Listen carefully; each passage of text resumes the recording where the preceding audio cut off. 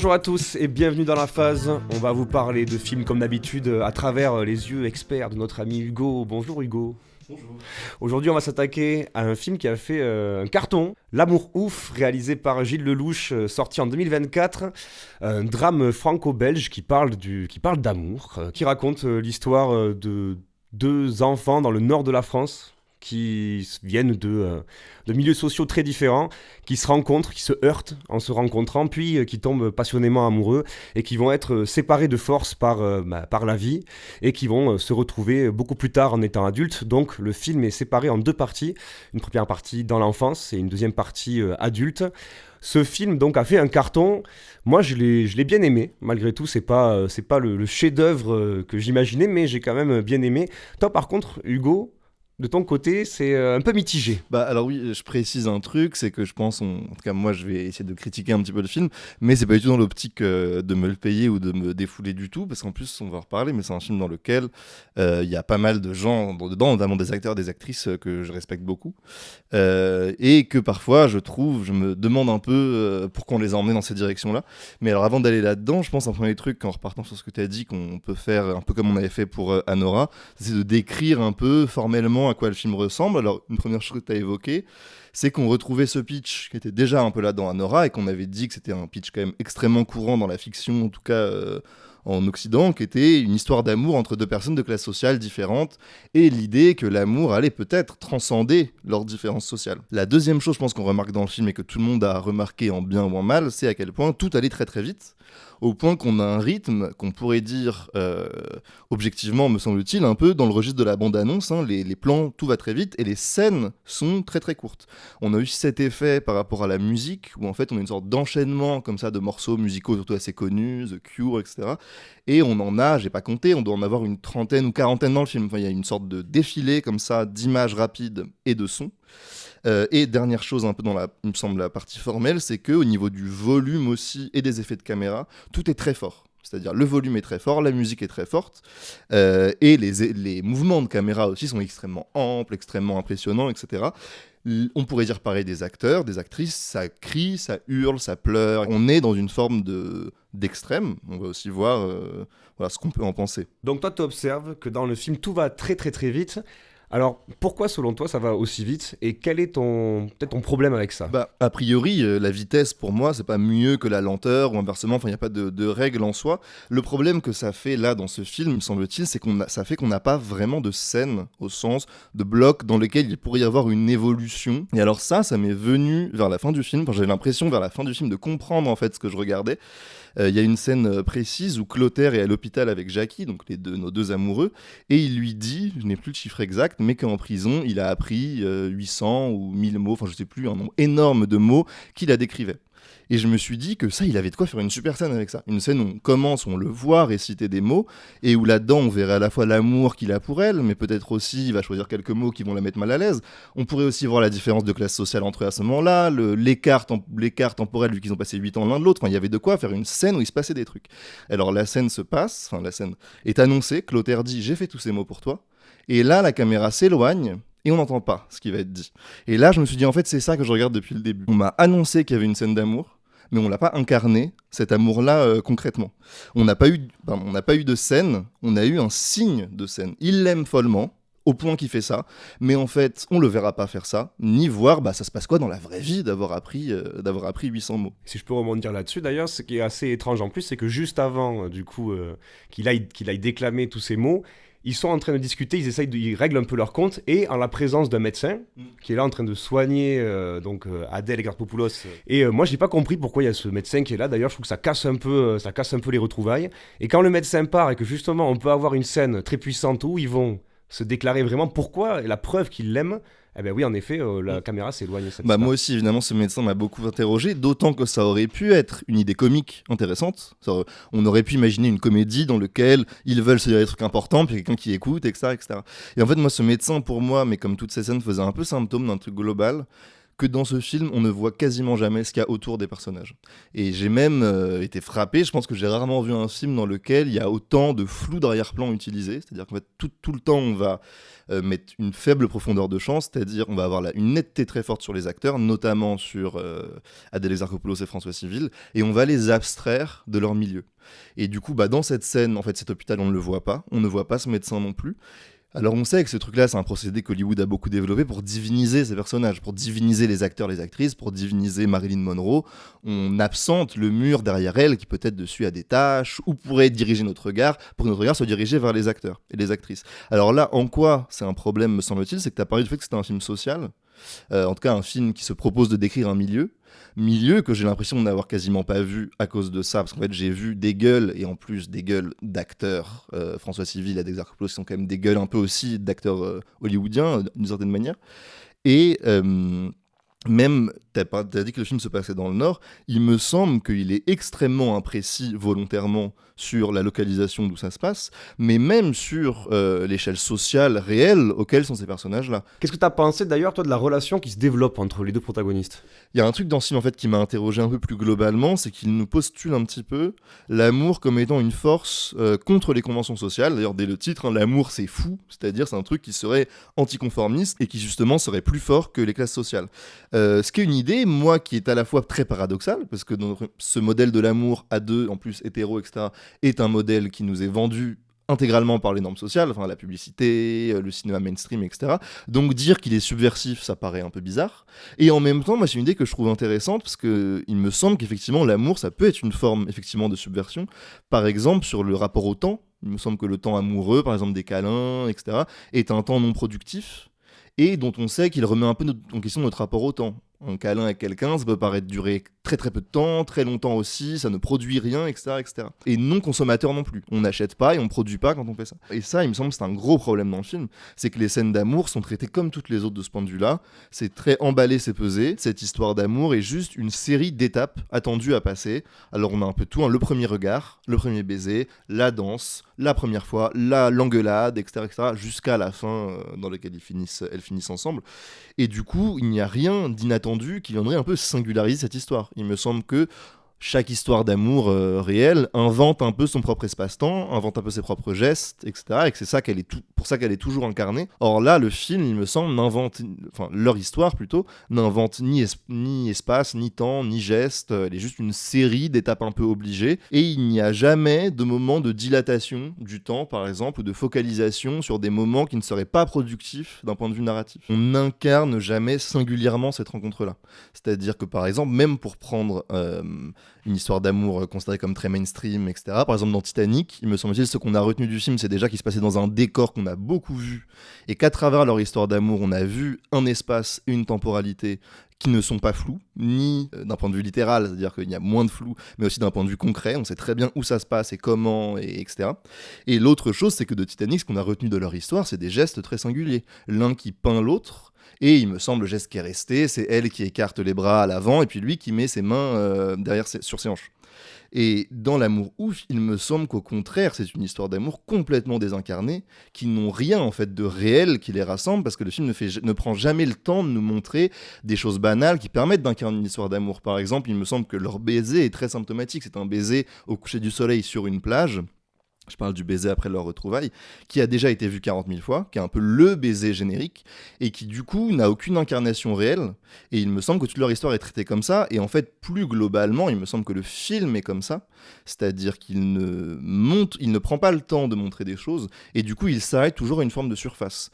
Et bon, moi, que l'amour c'est des gens qui s'embrassent sur une plage au coucher du soleil, alors non seulement je le sais déjà, c'est en plus une vision que je peux trouver un peu énervante, alors même que je trouve que l'amour peut effectivement être une forme de subversion si on le traite sérieusement, c'est-à-dire sérieusement au sens si on s'y intéresse vraiment, qu'on montre par exemple en quoi ça peut être fait de gestes singuliers et banals, en quoi ça peut réinventer vraiment des endroits, en quoi une chambre de bonne par exemple peut devenir un endroit merveilleux dans le cadre, il n'y a quasiment que l'amour qui peut faire ça, il me semble, dans le monde social, qu'il a cette puissance de changer nos hiérarchies habituelles du temps et de l'espace, et que ça, le film fait tout l'inverse. Il me semble qu'il est d'un amour extrêmement normé de ce point de vue-là, et extrêmement peu fou. D'ailleurs, pour rester sur ça, moi, ce qui m'a choqué, c'est que peut-être là où l'amour est traité le plus en profondeur, c'est en fait dans ses côtés toxiques. puisque c'est quand Adèle se retrouve avec, avec ce nouveau mec qu'elle rencontre qui est très riche, et du coup, vu qu'il est très riche, eh ben, elle reste au foyer, elle fait rien, et c'est lui qui gère tout. Et en fait, il fait que la regarder parce qu'elle est belle. Tout ce qui l'intéresse chez elle, c'est sa beauté. Il lui dit, moi je veux un enfant, et elle se force un peu à accepter pour lui faire plaisir. Et on sent qu'elle est même pas à l'aise quand il y a ses amis à lui. Donc là, pareil, le côté toxique un peu de l'emprise du gars qui lui a tout ce qu'il faut et elle a qu'à suivre derrière. Et l'autre côté toxique aussi qui est assez fort, c'est qu'à la fin du film, elle finit avec du coup son amour d'enfance, Clotaire, mais lui, elle l'aide un petit peu à sortir la tête de l'eau, à plus être ce garçon violent qu'il était avant et à s'échapper de sa condition sociale. Par contre, elle, qui avait tout l'avenir devant elle, qui était très intelligente, qui allait à l'école, qui travaillait bien à l'école, ben, elle arrive dans une situation où elle est descendue un peu, elle a un taf pourri, elle a sacrifié sa vie pour lui. Bah là, on remarque deux choses dans ce que tu as dit. La première, c'est à quel point les relations amoureuses dans ce film sont schématiques, notamment du point de vue féminin. C'est-à-dire qu'en gros, Adèle est soit une bourge qui se fait encanailler par un jeune voyou, soit une femme au foyer qui s'emmerde avec un riche. Deuxièmement, qu'elle ne se définit intégralement que par rapport à des hommes, ce qui m'emmène au dernier point, qu'en fait ce film, mais ça on va développer je pense ça un peu plus tard, est un film qui s'inspire beaucoup des films américains de gangsters, etc. Et dans cet univers intégralement masculin qui a produit des chefs-d'œuvre. Je suis pas en train de dire que c'est pas bien de faire des films de mecs, enfin des films qu'on pourrait appeler comme ça des films de mecs, genre Les Affranchis, Scarface, etc. Je dis plutôt que du coup, aujourd'hui, pour 1000 raisons un peu marketing, il faut intégrer des femmes dedans. Mais qu'en fait, on ne les intégrera que, premièrement, si on les masculinise d'une certaine manière, c'est-à-dire en fait le schéma d'Adèle, tu l'as dit, c'est un schéma de chute sociale, c'est aussi un schéma de montée de la violence. C'est au départ une fille apparemment pas violente qui accomplit son chemin à la fin en tuant ou en se battant contre son mec qui la violente. Et donc finalement en fait on pourrait un peu voir le film comme l'intégration du féminin à cet univers social là un peu phallocrate. Le film, je pense, en surface, nous montre quelqu'un qui devient actif, parce qu'en fait, à la fin, ça devient une fille badass, vu qu'elle casse la gueule de Vincent Lacoste.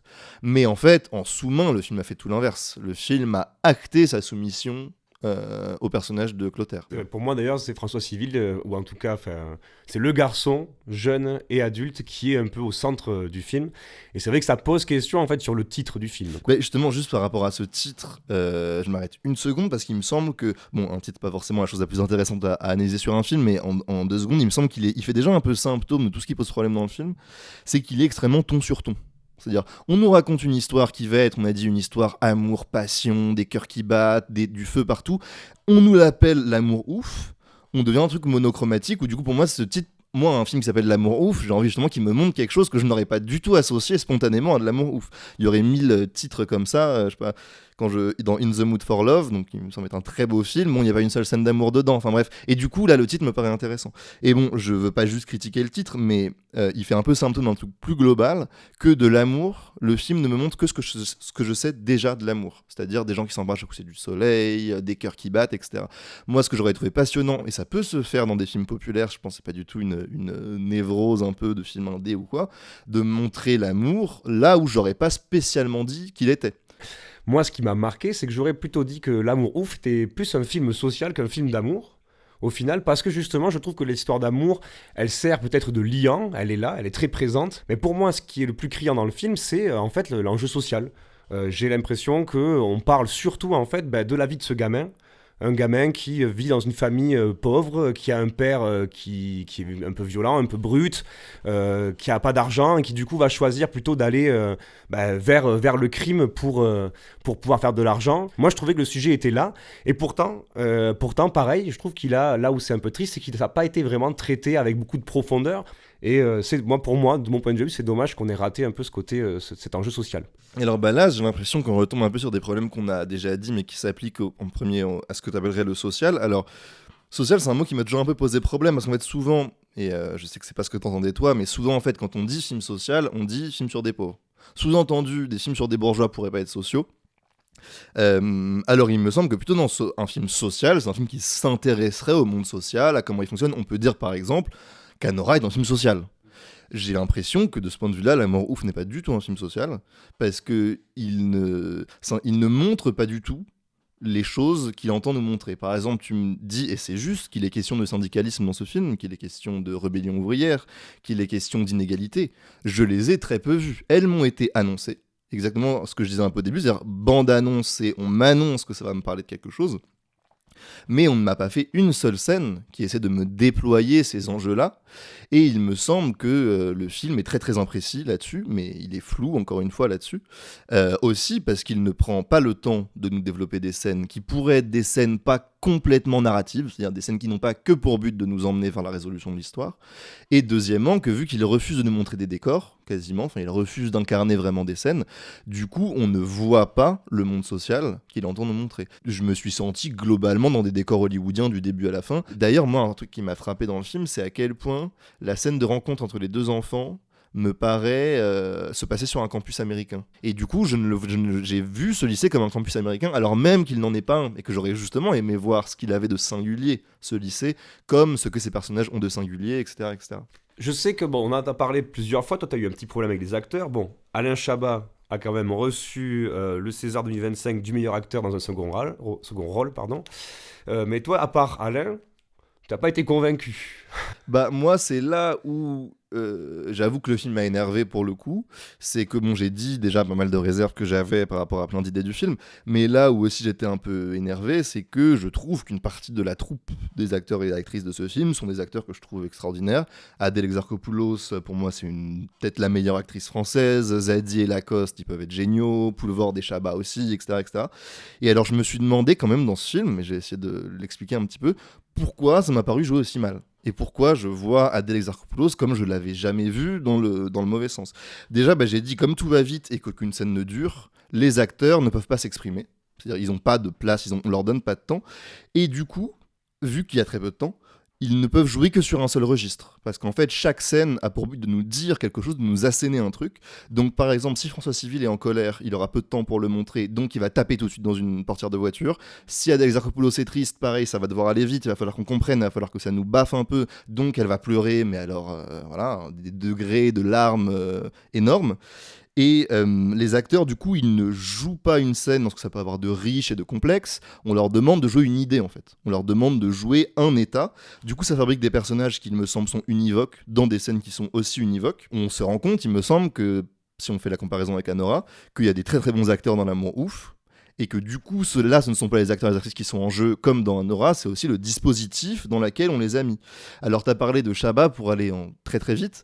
Pour moi, c'est le seul qui s'en sort à peu près dans le film, aussi parce que je pense Chabat, son registre de base, celui pour lequel il est connu, c'est son sous-jeu un petit peu, le fait qu'il soit toujours un peu flegmatique. Du coup, c'est ce qu'on lui demande de faire dans le film, et du coup, c'est le seul personnage, c'est le seul acteur qui n'est pas en surjeu permanent, qui n'est pas en surreprésentation de toutes les émotions qu'il joue. Du coup, il me semble qu'il s'en sort à peu près, là où les autres, ça me paraît quand même beaucoup plus compliqué. Moi, j'ai été aussi très surpris sur la place du meilleur pote de Clotaire. Qui est ce petit enfant là quand il est jeune, donc qui est noir, qui subit du racisme, qui joue très bien, je trouve, qui est un peu très posé, très doux, très poétique, et à l'âge adulte qui est incarné par Zadie, qui le rend complètement bouffon, un peu naïf, un peu le clown de service, alors qu'il aurait pu avoir une évolution de ce personnage qui aurait été géniale et qui est complètement mise de côté. Là, j'étais très déçu là-dessus et même très surpris de voir ça. Alors, j'ai dit, premièrement, que moi, j'en voudrais pas aux acteurs dans ce film, parce que je pense que c'est quasiment impossible de bien jouer ce genre de dialogue, qui n'ont, encore une fois, si on compare avec Anora, dont on avait dit que c'était des dialogues justement, dont on ne savait pas exactement où il nous emmenait et que du coup il m'intéressait et du coup il ne m'ennuyait pas. Là c'est un peu l'inverse, on a quand même des dialogues qui pour 99% d'entre eux, on voit très bien pourquoi c'est dit et pourquoi ça nous amène là, notamment que les personnages disent beaucoup je suis triste, je suis content, je suis en colère, etc. ou disent des trucs utiles à l'histoire. Je vais faire ça, il faut que je fasse ça pour m'en sortir, etc., etc. Deuxième chose, c'est qu'il me semble que tous les personnages qui ne sont pas le personnage principal ne sont pas des personnages dans ce film. Et sur Zadie, c'est frappant aussi, mais je pense que on peut le voir de deux manières. Je pense d'une manière un problème esthétique. Il n'y a pas de personnages dans ce film, vu qu'ils ont tous une fonction narrative, etc. La deuxième chose, c'est le monde des gangsters est un monde de mâles blancs. Et du coup, ça reste ça la matrice fondamentale. Et tout ce qu'on pourra faire rentrer de vision extérieure à ça sera globalement là en tant que gadget. Il me semble que le racisme dans ce film est vraiment un gadget. C'est-à-dire que c'est un truc qu'on met là parce qu'il faut en parler, parce qu'il faut le mettre. Ce serait quand même bizarre de parler des années 80-90 sans parler de ce phénomène qui a été la montée du racisme, le Front National, etc. Il faut l'évoquer, mais jamais on en fera un vrai enjeu. Mais de la même manière, par rapport à la condition féminine ou par rapport à tout ce que... Et même plus généralement, et là on revient un peu en arrière, même les enjeux sociaux qui ont plus de temps dans le film que le racisme quand même, sont en fait extrêmement pas traités. Bon, Hugo, tu es aigri, certes, non, je rigole. Mais le film a eu un succès monstre, surtout, j'imagine, surtout auprès des jeunes, d'ailleurs. Mais ce qui m'étonne pas trop, puisque c'est quand même une histoire d'amour avec des acteurs très en vogue en ce moment. Toi, qu'est-ce que ça t'évoque, ce succès? Bah, déjà, je pense plusieurs choses. Moi, je me suis posé des questions plus larges sur ce qui faisait le succès des films. Alors, je pense déjà, c'est toujours un peu du hasard, le succès quand même, faut pas oublier, il y a un alignement des planètes. Et pour moi, le succès n'est pas gage ni de qualité, ni de mauvaise qualité. Il y a des films géniaux qui ont fait. J'ai parlé de Titanic tout à l'heure, qui me semble un très grand film, qui est un film qui a eu un carton monumental. Inversement, voilà. Inversement, L'amour ouf, il y a un très grand succès, j'ai dit les réserves que j'avais dessus. Ensuite, c'est sûr qu'avoir toutes les stars du cinéma français, voilà, je pense qu'on mettait Jonathan Cohen et on avait vraiment le bingo, quoi, de tous ceux qui ramènent du public. Donc ça aide, évidemment. Bon, je pense qu'il y a deux éléments un peu plus structurels quand même pour expliquer le succès du film, au-delà de dire il y a de la chance et il y a des acteurs connus. Le premièrement, c'est que je pense que c'est un film qui s'intègre parfaitement dans le flux des images auxquelles on est perpétuellement confronté hors du cinéma. Et donc en fait, j'ai parlé de bande-annonce, je pourrais aussi parler de clips pour le film, je pourrais parler de shorts, de reels un peu, de scènes qui vont très très vite comme ça, qui sont très timées.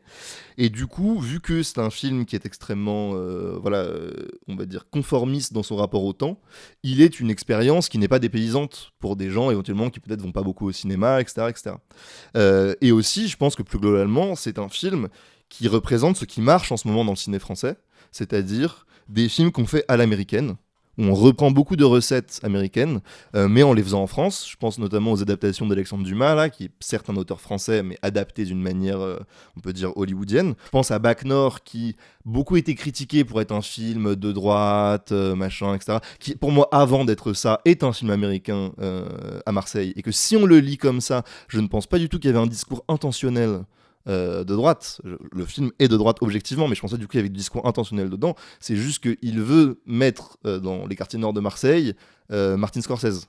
Et donc ça le et avec en étant quand même relativement moins subtil que Scorsese dans sa représentation de la violence. Et du coup, il me semble que c'est là-dessus que le film doit être lu. Son succès est aussi lié à son hollywoodisme. Alors certes, c'est vrai qu'il y a cet effet blockbuster américain. Je suis assez d'accord, mais du coup, dans les grands films américains, un peu à la Scorsese, dont tu parlais tout à l'heure, il y a des choses qui sont vachement bien amenées. Peut-être, alors là, pour toi, c'est moins bien amené dans le film de Lelouch. Bah, moi aussi, j'aime beaucoup Scorsese. Dans le film aussi, il y a beaucoup de références à un cinéaste qui s'appelle Paul Thomas Anderson, qui a fait There Will Be Blood, etc. Et Magnolia, dont vraiment le film fait des hommages un peu concrets, qui est, Paul Thomas Anderson, peut-être mon cinéaste préféré. Donc voilà, il y a pas de... A priori, il n'y a pas de galère. Je trouve que c'est plutôt bien de s'inspirer de ça. Alors pour moi, le problème, c'est que le film, encore une fois, il signale qu'il se met dans cette veine-là, Paul Thomas Anderson, Scorsese, etc. Mais il me semble qu'il ne s'inspire pas de là où ces films-là sont vraiment géniaux. Et notamment, si je prends Les Affranchis, qu'est-ce qui nous fait tant jouir un peu dedans, qu'est-ce qui est si plaisant dans ce film, c'est que c'est un film qui sait jouer sur des cassures de rythme et le silence pour nous montrer des choses qui n'étaient pas évidentes. Par exemple, la scène la plus célèbre des Affranchis, donc on a le héros, là, Henry Hill, qui boit des coups avec des mafieux, et c'est un moment où tout le monde rigole, c'est convivial, machin et tout, et puis un moment, il dit à un des mafieux « Ah, t'es marrant, toi !» Et là, silence, et le mafieux le regarde, fait « Ah ouais, pourquoi je suis marrant ? Pourquoi je suis marrant ?» Il lui répète comme ça, pourquoi je suis marrant. Silence absolu, scène très longue. Vraiment, je l'ai revue là, la scène est vraiment longue. Et là, on est terrifié. Et en fait, il me semble que ce qu'on voit dans cette scène, c'est que Scorsese a eu l'intelligence de nous montrer la violence là où on l'attendait pas. Nous l'a montré par une cassure de rythme, justement, sans coup de poing, sans revolver, sans musique, etc., etc. Et plus tard dans le film, il fera l'inverse. Il y aura des scènes, on verra ce même Joe Pesci défoncer un mec avec un stylo. Et là, ce sera très rapide, très bref. Parce que justement, en fait, la violence, on sait qu'elle est là. Ça n'a pas besoin là, de nous étaler le temps pour nous la faire voir. Et donc, Scorsese et Paul Thomas Anderson aussi, il me semble que leur art, c'est de dédramatiser ce qu'on voit déjà comme dramatique, et au contraire dramatiser ce qu'on n'aurait pas vu comme dramatique. Et là, il me semble que le film fait tout l'inverse. Plutôt que de me déspectaculariser l'amour là où je sais déjà qu'il est, c'est-à-dire les baisers au coucher du soleil, et de me révéler des choses, par exemple du quotidien, le regard qu'on se fait quand on se réveille, la manière dont on se prend la main, enfin toutes ces petites choses-là, ça il va pas les montrer, il va rester dans du ton sur ton tout le temps.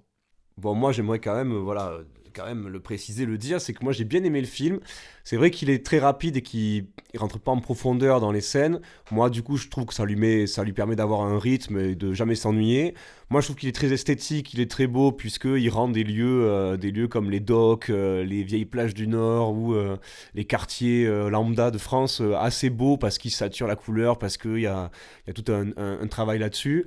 J'ai bien aimé aussi cette espèce de parallèle du coup entre la première partie du film qui est l'enfance et qui donc est idéalisée, et la deuxième partie du film qui est là beaucoup plus sombre, beaucoup plus triste. Euh, je trouve que c'est pas un film désagréable. Et je ne renie pas le fait qu'on puisse avoir du plaisir. Moi, justement, je pars avant tout de mon ennui. J'ai dit que souvent, je trouvais que c'était intéressant de partir des films selon un peu nos états du corps. En plus, j'ai vu ce film-là et Anora la veille et le lendemain dans la même salle, et donc il y avait vraiment tout à voir. Je sens que mon corps ne réagit pas pareil. Mais tu as dit deux choses sur lesquelles j'aimerais bien revenir. Tu as dit que ce que le film faisait, c'était qu'il était très esthétisé, et qu'il notamment il esthétisait un petit peu les lieux, les docks, etc., etc. Bah, j'ai dit déjà qu'il me semble que cette esthétisation passait par une invisibilisation, en fait, c'est-à-dire à travers le flou, etc., etc., et vers du coup, une forme d'hollywoodisation, ou de divinisation, de mythologisation, etc., de ce qui était montré. Deuxièmement, moi, je suis toujours un peu sceptique quand on me dit quand j'entends juste qu'un film est très esthétique, parce que, en fait, faire des images saturées et un peu tape à l'œil, on a déjà ça dans la publicité, on a déjà ça dans plein d'autres formes d'art, et du coup, il me semble pas que ce soit ça qui définisse ce que le cinéma peut faire. Ça n'empêche pas qu'il y a des films dans lesquels je peux être ébloui par les images, c'est pas ça que je veux dire. Mais que, en soi, faire des images qui flattent notre œil d'un point de vue esthétique, la publicité le fait déjà, et le fait peut-être même de manière encore plus extraordinaire parfois. L'autre chose que tu as dit, qui est juste, hein, tu as raison, qu'effectivement le film est traité selon le monde d'avant, est montré comme plus beau et plus poétique parce qu'il est l'enfance, et plus sombre, etc., parce qu'il est l'âge adulte. On pourrait aussi le lire non pas d'une manière psychologique mais d'une manière sociale, qui serait que le film nous montre que c'était beaucoup mieux avant. Que je pense c'est quand même un film, comme j'ai dit, qui s'inscrit dans un imaginaire assez passéiste, assez conservateur, je pense, assez masculin, voilà, les années 80, les films de gangsters des années 80, etc. Et du coup, il ne peut qu'idéaliser ce temps, ça passe beaucoup à travers le personnage de Poulvord, qui dit « Regardez maintenant les gamins, ils respectent plus rien, ils vendent de l'ecstasy à la sortie des bars, etc. » Et du coup, bah, fatalement, hein, ça le fait qu'il refuse aussi de regarder le monde réellement, le conduit à fantasmer un monde du passé, et à trouver dégueulasse le monde d'aujourd'hui, quoi. Ouais, c'est vrai qu'on est un peu dans les fantasmes de Lelouch sur son enfance et ce qu'il kiffait quand il était jeune, quoi. Les années 80-90, la culture américaine.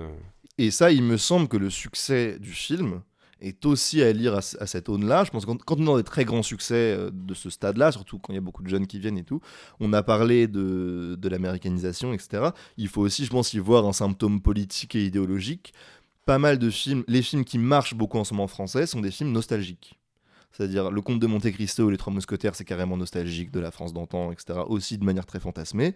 Bac Nord, évidemment. Il y a eu aussi un film qui était un peu le parangon de Saint-Amand qui s'appelle La Belle Époque de Nicolas Bedos, où il y avait carrément une machine à remonter dans le temps et à fantasmer le passé des personnages. Autre point, moi je me posais des questions sur cette fin alternative là.